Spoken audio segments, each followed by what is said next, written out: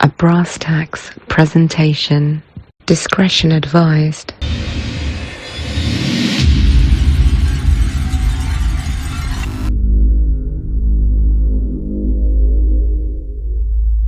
What's going on, people?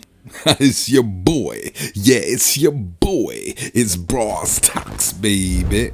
You already know, and if you don't, well, you should. New visitors, welcome.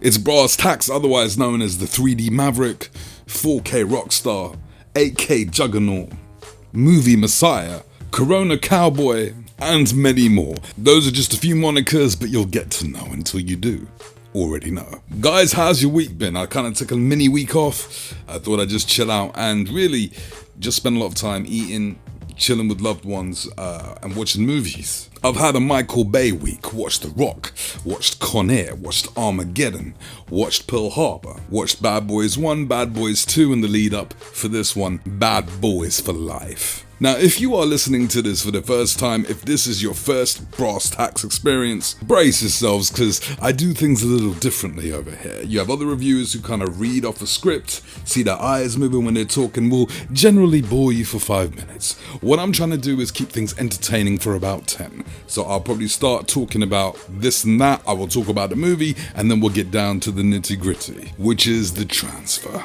Now people, let's talk about this trilogy in general. I may be one of the few that actually preferred the sequel over the first. I thought that the movie was better, I thought it was higher stakes, I liked the villain, and I liked the story more. And I think Bad Boys for Life is on par with the first one. Some may still prefer the first, but this holds its own very well. I mean, this was released early in the year, and usually when movies are released at that time, they usually are a little shitty, to be honest. Thankfully, this wasn't. I watched it in the theatre, had extremely low expectations, and was pleasantly surprised. It's a really good movie, and it's a great continuation for the boys. I mean, think about it. It's been 17 years since the last one. Doesn't even feel like that long ago. And they address it in this movie. They're older, got different responsibilities. Mike Lowry is still fighting with his age. He still wants to be the young guy. The lady killer. The brasstax, basically. But he's put in a situation that's kind of has to force him to grow up a little bit, and I like that because there's something you haven't seen him in before, and is quite refreshing. I remember watching the trailer and they introduced some young guns, and I was pretty concerned that perhaps they were going to overshadow Will Smith and Martin Lawrence, but how could you really do that? They are pretty much sidekicks in this movie, as they should be. It's a bad boys movie, you need the bad boys to be doing their thing. There is one thing in this movie, and I'm not giving any spoilers away at all, because I want you guys to watch it. There's quite a few people that haven't seen it yet, but there is one scene that I can talk about that I think you'll appreciate. DJ Khaled is in this for a cameo, okay? I can't stand that dude. I really can't. I get cool, he's doing his music thing, I like some of his music, but as a person, I find him oversaturated, and he just rubs me the wrong way. No homo. He gets his ass whooped in this movie. Will Smith whoops him horribly.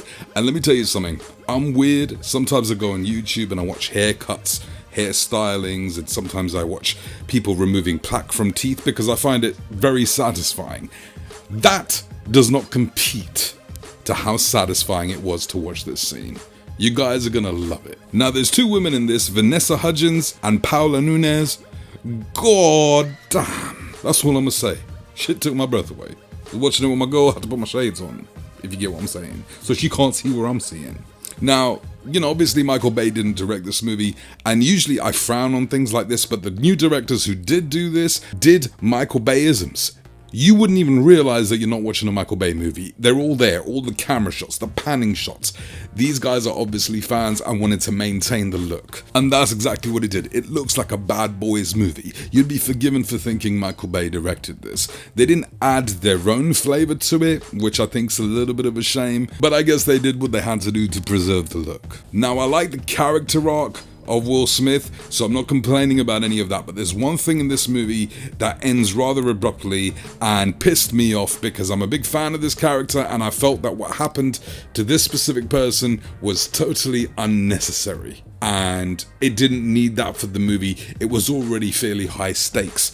You didn't need to add this situation to it. People who have seen it will understand what I mean and what exactly I'm talking about. And if you do know what I'm talking about, just please don't mention it on the comment section, because there's a lot of people who haven't seen it who would probably be watching it for the first time on 4K. So that's me talking about the movies out of the way. Let's talk about the 4K bars. Now, I'm not entirely sure that this is a 4K digital intermediate, okay, because one site says it's 4K, Bluray.com says it's 4K, and other sites, IMDb says it's a 2K DI. So God knows, but in all honesty, after this review, it won't even matter. HDR10, no Dolby Vision, unfortunately. You got the black bars.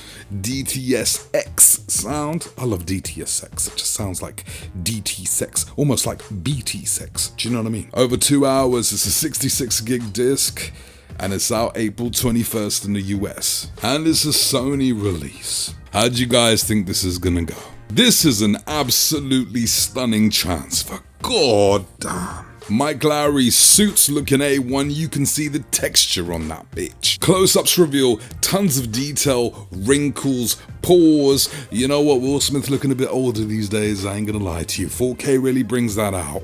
You're not seeing these details on the 1080p. The city, the establishing shots, all of it have great depth, great detail, real showcase material, people. Some of this movie takes place in Mexico City, and you'd feel like this was a brochure for you to go and visit. It looks sublime. And I saw this in the theater, and I'm noticing details and textures that I didn't even pick up on, and I was sitting close, real close. On this 75-inch TV, I am noticing little grains of dirt on Will Smith's Porsche. Okay, the texture on the interior seating in Will Smith's Porsche. I didn't see anything close to this in the cinema. Nothing at all. The movie itself is a razor-sharp, digitally shot, clean image. No grain at all. So grain haters, you got nothing to worry about here. And as with most Sony releases, the depth in this transfer is absolutely insane. A great three-dimensional pop all round. On Chapter 8, there is a scene where you're just overlooking the river. It's just a city shot. Demo material. We haven't even got to the HDR, and just the 4K-age is enough to showcase this disc. Now, you know when there's real beauty, when you got two beautiful girls in this, and there are two very stunning women that I mentioned earlier. And in some cases, the 4K brings out all the imperfection. They look even better in 4K. I saw them in 1080p, my God. There is a nightclub scene where they dress up. You know what, just pause that shit. Thank me later. Now, I'm not going to give you a HDR analogy on this, but what I will say, this is the Margot Robbie, no wait, this is the Iron Man 2 Scarlett Johansson Black Widow of HDR in this bitch. Now, you know you're getting some phenomenal HDR when you press play and the Sony logo is blinding as hell. Now listen, my Q90 QLED was just about managing with the brightness, so OLED owners beware, your TV may just melt in this bitch.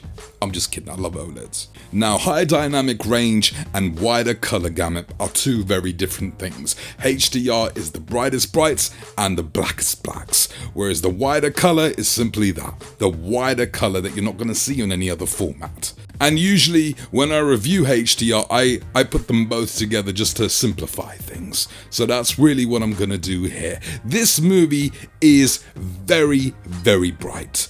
Extremely bright. Like your eyes will be squinting.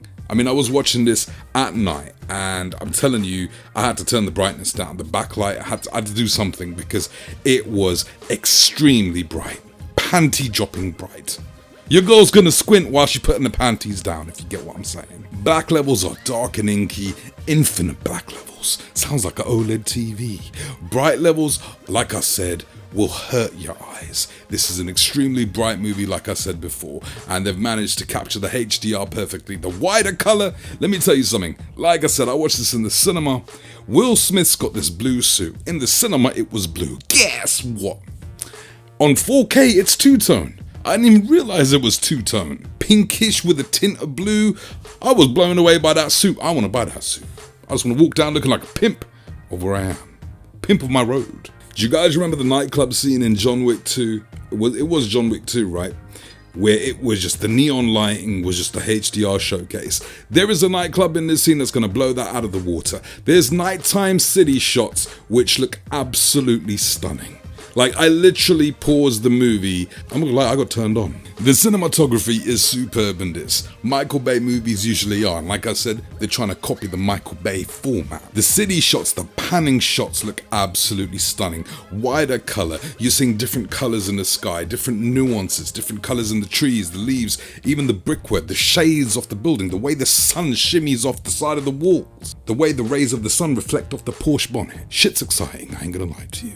From start to finish, this is a HDR extravaganza. This movie is gonna push the brightness of your TV to its absolute limits. So if you and your girl aren't knocking boots in quarantine, you should be knocking boots to the HDR. And if you're not knocking boots to the HDR, you tell your girl to sit on the woofer and see what happens. You know what's gonna happen? If the bass from Mike Lowry's voice doesn't do it for her, the explosions will, the gunfire will, because this is a very bassy DTS-X track. Room shaking bass, great crispy dialogue, very easy to understand, great mids. There are some overheads when explosions are happening up top and in the rears. There's a chase at the beginning on the Porsche, and when the car's revving up, you feel like your whole house is revving up. The film's climax has you looking to the floor, trying to figure out where the shell casings have dropped, because that's where you're hearing them. Great detail, even in the subtleties. There are some overheads. It's not necessarily a reference DTS track, but it does a very, very good job. And your girl sitting on the woofer may be keeled over and dead. So you may not get any that night because she'll be done. She'll be finished in this bitch. And there we have it, people. My review on Bad Boys for Life. Much better than the previous two in terms of picture quality. If the 1080p disc was just chilling in an alleyway, the 4K would walk up to him and make him swallow his own slipcase. Right, beat him up, take his money, and throw him in the trash. Total violation. And in case you haven't guessed by now, this is a reference quality transfer. One of the best transfers I've seen in a while, people. Definitely a showcase for your 4K TV. I'm gonna leave some Amazon links if you want to go through that to pick it up. That's great. Costs you nothing, but Amazon kick a little something back for your boy. I've left some screenshots on my Facebook page. I'm gonna leave a link for that if you want to check them out. Go right ahead. And if you want to support the channel, I've got a PayPal me and a Patreon. I'll leave the links for that too. Yeah? See, people, you all got choices with everything. It's your boy, 4K Rockstar. You already know.